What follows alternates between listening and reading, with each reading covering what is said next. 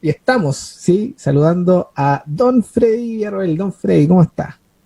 Hola, hola, ¿qué tal, Pablo? Muy, muy bien, gracias a Dios, aquí entretenido, viendo varias cositas, así que bien, bien. Segunda vez en el programa, pero es verdad, sí. Pero aún así me Eh, gustaría si pudieras presentarte para la gente que quizás no nos escuchaba la vez anterior, pero hoy día sí no nos va a estar escuchando. sí, me llamo Freddy Villarroel, soy de profesión ingeniero financiero, nada que ver pues, con lo que trabajo, pero con el tiempo fui variando, estudiando algunos diplomados más y actualmente soy director de la Fundación Bethesda, fundación con la que trabajamos en la prevención de la violencia intrafamiliar en varias áreas, principalmente abuso sexual infantil, buen trato de adulto mayor y violencia contra la mujer. Y Mm, ahí tenemos diferentes proyectos, diferentes programas en cada una de estas aristas. Eso. mm. Oye, Freddy, de verdad que estamos pero felices de poder contar contigo y tener esta conversación que se ha vuelto relevante, eh, entre comillas, por la cuarentena, porque quizás nos ha traído de vuelta una realidad que ya estaba en las casas. Entonces, Mm. primero tus aproximaciones desde ese punto de vista, ¿no? ¿Cómo estás viviendo este tiempo, ya que como fundación han dirigido una mirada siempre a estas realidades? eh, ¿Sigue siendo igual? ¿Le está tocando como confrontar aún más gente? ¿Cómo lo están viviendo? Sí, mira, de partida ya salía una, como por así decirlo, una. Mira, me saltó algo. No, no pasa nada, Es, estamos en vivo. eh, ¿Cómo es que se llama ya?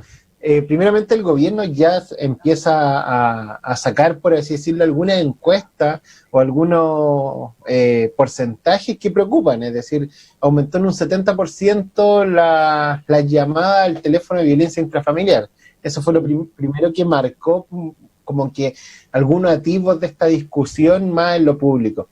Y más como fundación y en todo el trabajo, sí, hemos tenido harto aumento. Mira, te pongo como en números. Sí, por favor. Nosotros normalmente, mensualmente, ya que trabajamos con un grupo bien puntual, que son las mujeres evangélicas, nosotros nos llegan aproximadamente 4 o 5 mujeres de caso. Y yo creo que en este tiempo estamos atendiendo unas 12. Wow. Es decir, que para nosotros de 4 a 12 se triplica. Sí, po. Entonces eso es mucho los porcentajes y también parte de mi trabajo también lo hacemos mucho con el Centro de la Mujer de aquí de la Comuna de Lo Prado, que es donde yo vivo, y también los casos, todo el trabajo se ha maximizado harto y ha sido bastante complejo. ¿Por qué? Porque se unen varias cosas, no solamente se une la violencia en sí, Mm. que hay que entender que no es que ocurra más violencia, sino que se muestra más la violencia y Claro. ocurren hechos de violencia, pero lo más probable es que estas Mm. mujeres siempre hayan vivido violencia Wow. de una u otra manera. Entonces, esta relación constante que te obliga a tener el sistema, ¿por qué? Porque tenemos que estar dentro de nuestras casas en cuarentena, hace que explote más todo esto, Mm, que mm. finalmente se genere más violencia y eso es complejo. Claro.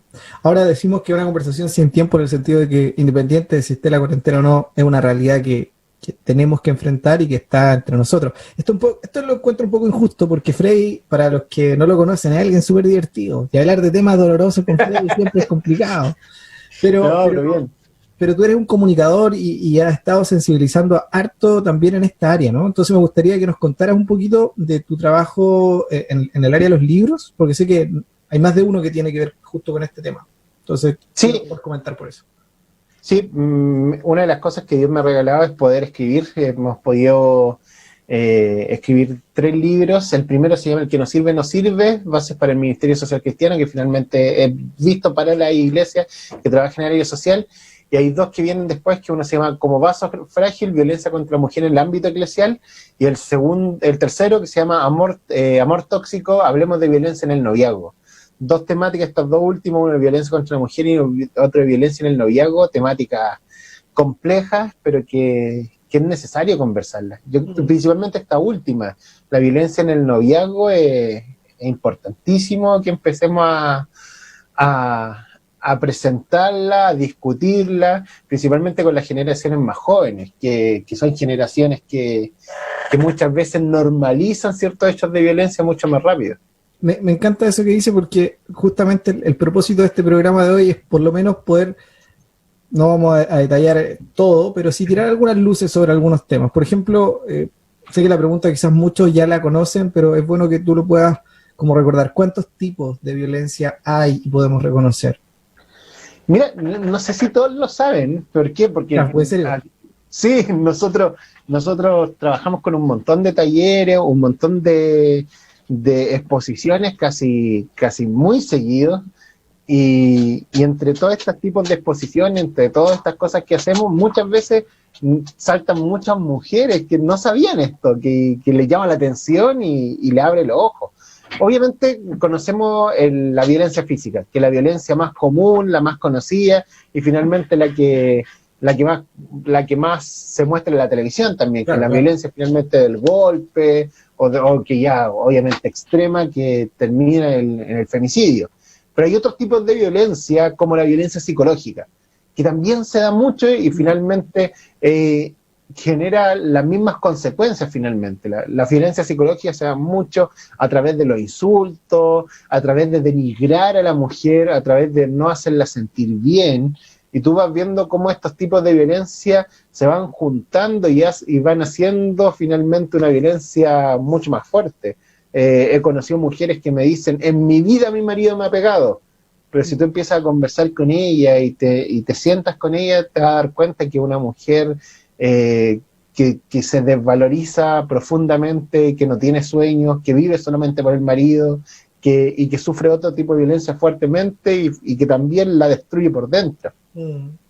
Otro tipo de violencia es la violencia sexual, que se da mucho, y quizás la podemos ver en dos aristas. Una es la violación, el abuso, que obviamente se da en mayor porcentaje en las mujeres que en los hombres, pero también podemos ver la violencia sexual dentro de también la violencia intrafamiliar, es decir, cuando a nosotros nos han pasado conversar con mujeres que se sintieron violadas su noche boda, es decir, y le han dicho, pero ¿cómo te vas a sentir violada dentro del matrimonio? ¿Cómo te vas a sentir violada tu primera noche? Me sentí violada porque abusó de mí, porque finalmente no respetó ciertas cosas, y se sintieron así, y es súper fuerte. Y dentro de relaciones de violencia, la violación se da mucho. Obviamente no se tipifica tanto como un delito, pero sí se da en el sentido de exigencia o de simplemente forzar a la mujer a tener relaciones.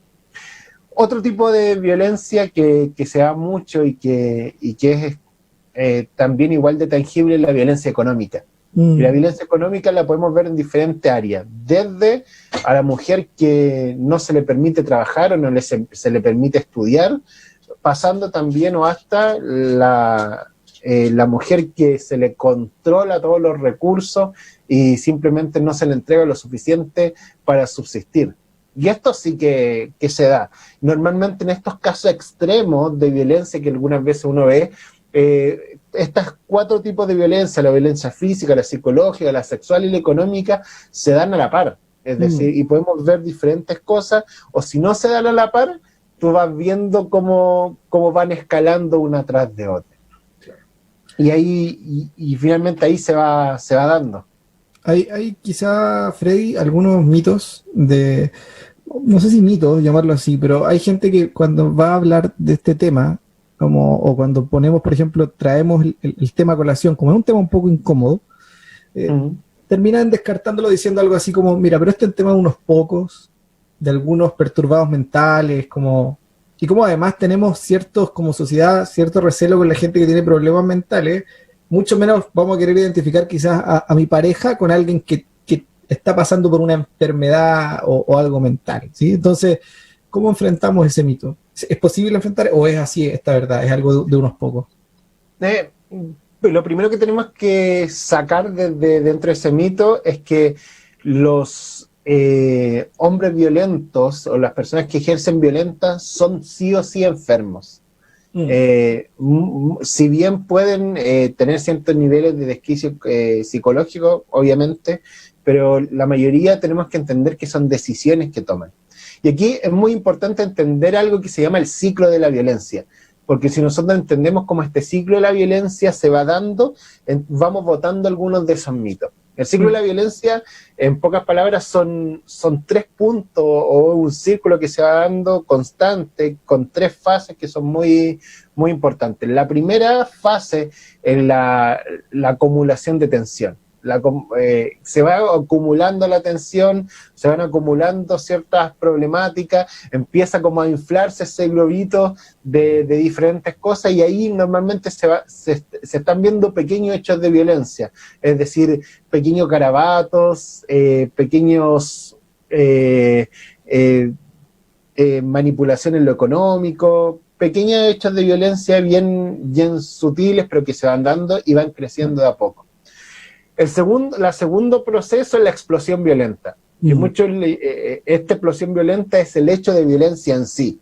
Es decir, el golpe, la violación, el grito lleno de groserías puntual y que finalmente se da.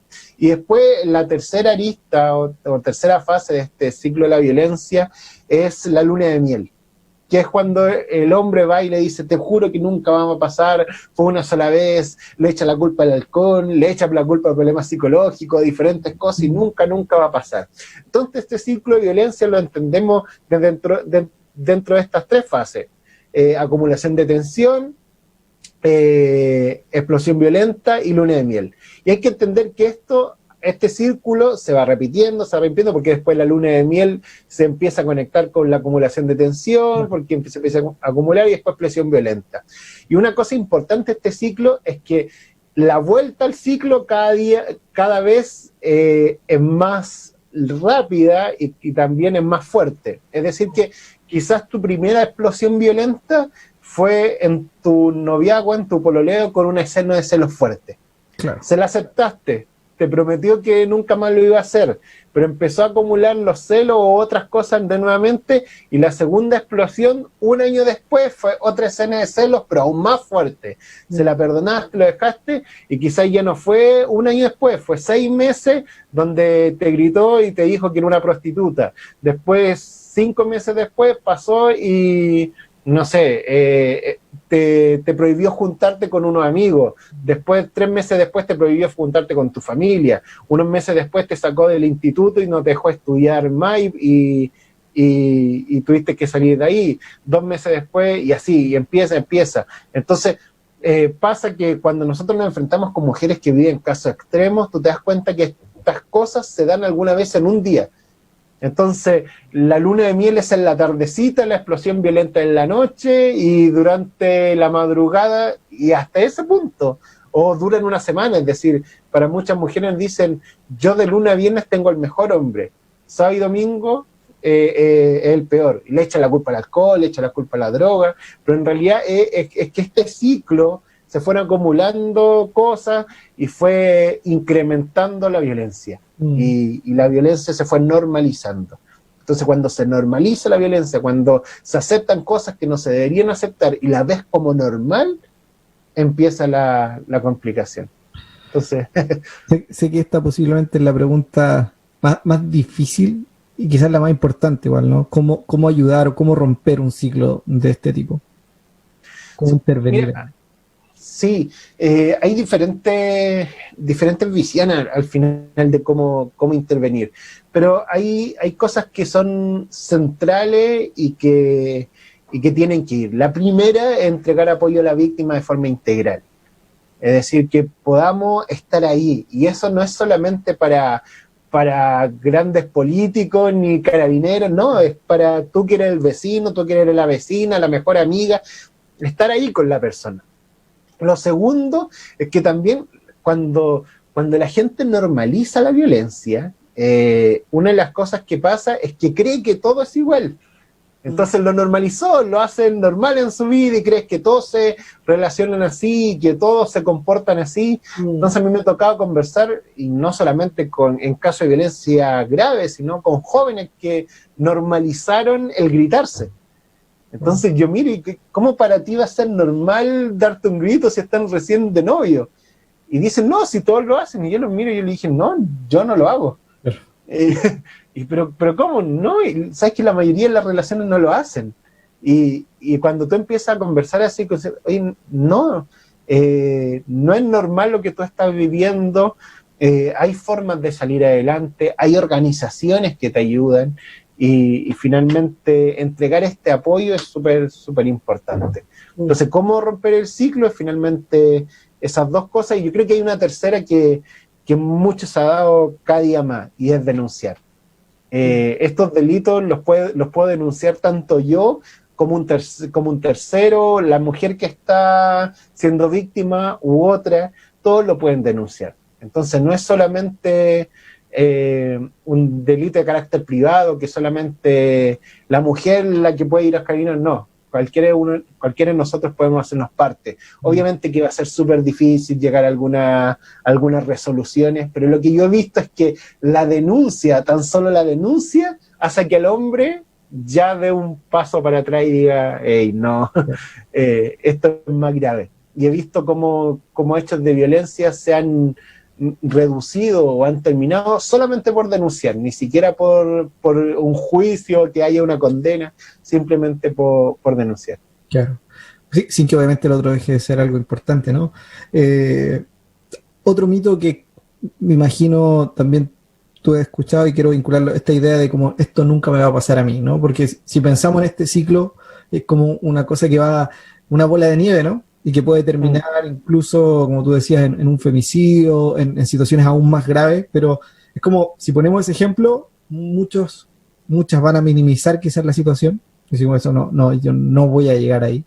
Y es como tú ayudas a de verdad crear conciencia en esa situación, o derribar este mito igual.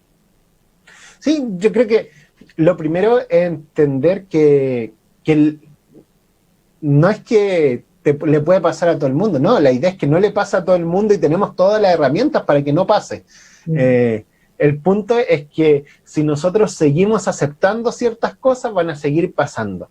Entonces, para romper ese mito, o finalmente para atacarlo, es simplemente hechos de violencia pequeños, no aceptarlos. Es decir, hay pequeñas cosas que tenemos que entender que son malas. Te pongo un ejemplo, los celos.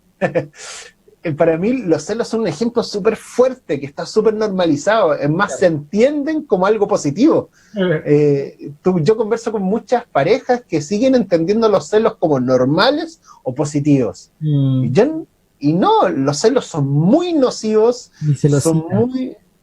sí, es verdad. Como algo tierno, no sé, o como una característica del verdadero amor. Es decir, si no eres celoso es porque no amas. Y no, los celos son muy nocivos, los celos tenemos que acallarnos dentro de nosotros, y los celos hablan más de nuestras inseguridades, de nuestras problemáticas, que de la acción de la otra persona. Entonces, te pongo los celos como ejemplo porque hay muchas otras cosas que se pueden estar dando. Micromachismos, como le dice, se habla mucho, pequeñas cosas. Te pongo como un ejemplo, no sé, los comerciales de perfume. Los comerciales de perfume siempre sale una mujer cosificando a la mujer, mostrándola como un producto sexual, y finalmente tú dices, pero ¿en qué interfiere eso? Sí, interfiere finalmente porque tú estás cosificando a una persona, la estás utilizando solamente de manera egoísta. ¿Para qué hablar de la pornografía? La pornografía, por sobre todas las problemáticas, es súper fuerte en esa área, es decir, en el área de cosificar a la mujer, en el área de utilizarla, y ahí hay varias discusiones en torno a eso. Y así, hay pequeñas cosas que hay que ir cambiando, y que si nosotros normalizamos y si nosotros lo vemos como normal, obviamente podemos caer sin ningún problema a hechos de violencia. Wow. Hey, tremendo, Freddy, porque de nuevo creo que capaz que hay gente que ya escuchó esto muchas veces, y como tú decías al principio, que esa gente nunca lo escuchó, pero es importante como seguir dándole voz a esto que tú estás comunicando, seguir haciéndolo viral, seguir realmente como contagiando un espíritu, un ánimo que no está dispuesto a admitir nada en ese aspecto que diga relación con la violencia. Solamente quiero hacer una pregunta más porque el tiempo, sabes, la radio pasa volando. ¿Cuánto crees tú que influye, o si capaz que no es tu visión, también puedes compartir cómo tú verías esta declaración, ¿no? ¿Cuánto influye el tener una sociedad individualista también en el tema de la violencia contra la mujer? En el sentido de cada uno en su mundo, yo no me meto en lo que pasa al lado, todo eso. Sí, yo creo que influye mucho, ya que el sentido comunitario de apoyo mutuo finalmente es muy necesario para sacar a una mujer de los contextos de violencia. Lo primero que pasa con una mujer que es víctima de violencia es que es sacada de su comunidad. Tú vas a ver mujeres, todas las mujeres que han sido víctimas de violencia, que no tienen círculos de apoyo, que no tienen amigas, y es súper fuerte eso, o tiene una que otra amiga, pero que es del trabajo y habla ciertas cosas, pero el círculo de apoyo fue roto totalmente. ¿Y de qué manera sale una mujer del círculo de violencia? Como te lo decía en delante, es con estos círculos de apoyo. Es que el vecino le presta apoyo, es que finalmente hagamos comunidad a través de ella. Y es por eso que yo trabajo mucho desde la iglesia, que son ciertos círculos de apoyo muy, muy fuertes que logran sacar a mujeres de muy, muy buena manera. Así como pueden ser muchas veces muy machistas, también logran ser una forma de sacar a la mujer de la violencia, una forma muy, muy buena. Entonces, ser una sociedad individualista lo único que hace es no prevenir o no apoyar a que estas personas, y no hablo solamente de la violencia, sino que todas las personas que tengan ciertas dificultades no logren salir. ¿Por qué? Porque somos seres comunitarios, somos seres que necesitan finalmente el apoyo el uno del otro. Hey, Freddy, gracias de verdad por todo lo que estás como compartiendo.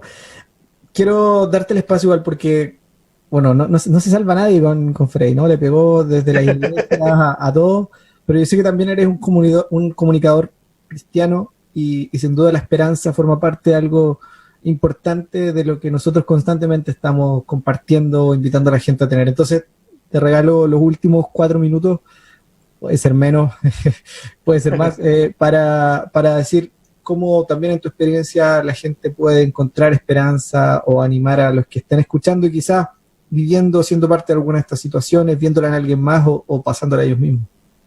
Sí, 2 cosas. Primeramente, si tú eres mujer víctima de violencia, tú has tenido alguna problemática y la estás sufriendo en este momento, una de las primeras cosas que tienes que hacer es volcarte a tus seres queridos. Siempre están ahí, siempre van a estar para acompañarte, y si ellos no llegasen a estar, hay una iglesia, hay una fundación, hay algo que te pueda apoyar.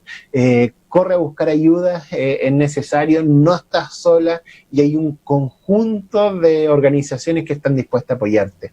Y segundo, si tú conoces a una persona que es víctima de violencia, anda y abrázala fuertemente, acompáñala en los procesos y muéstrale finalmente este amor apasionado. Hay un versículo que dice que no nos cansemos de hacer el bien, y mi invitación es esa, que si estás y conoces a algún hecho ahí, no te canses de hacer el bien. Quizá te va a traer problemas, quizá va a traer dificultades, pero busca la forma de apoyarla. Eso, amigo. Hey, Freddy, de nuevo, muchas gracias por este tiempo. Despedimos a Freddy ahora y nos encontramos para dar solamente un aviso más y terminamos en otro café. Gracias, Freddy. Un fuerte abrazo. Chao, chao, Pablo. Buses Fernández comunica a sus pasajeros y pasajeras. Hemos retomado la operación de servicio de carga y encomienda entre Punta Arenas y Puerto Natales. Horarios de atención en nuestros terminales son de lunes a sábado, de 8:30 a 20:30 horas. Viaje de Punta Arenas a Natales, 10 a.m. De Natales a Punta Arenas, 16 p.m. Llámenos en Punta Arenas al 612-2218-12. En Natales, 612-414-786. Somos la marca patagónica. Somos Buses Fernández. Carne Sur, la mejor carne está aquí. Los mejores productos de la Patagonia tienen destino final en Carne Sur. Carnes de vacuno, cerdo, pollo, cecinas nacionales y regionales. Tenemos todo lo que necesitas. Arma tus asados, parrilladas, fiestas, cumpleaños y también la comida diaria con nosotros. Además, la mejor atención está en Carne Sur. Ovejero, esquina Cabo de Hornos. Horarios de atención de 9:30 a 13:30 y de 15:30 a 20:30 horas. Carne Sur, la mejor carne está aquí.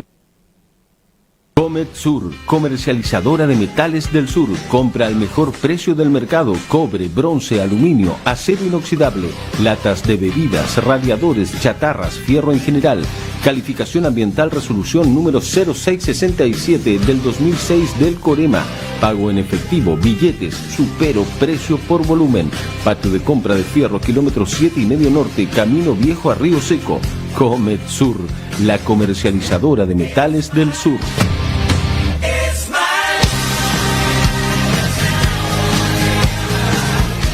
¿Usted es una de las personas que todo le sale mal, bloqueos constantes en todo lo que emprende? ¿Siente que ha sido víctima de las envidias y de la mala suerte? Recuerde que la suerte se hace, la mala se combate y quien no espera vencer ya está vencido. Reciba hoy mismo esa consulta personal y privada con cualquier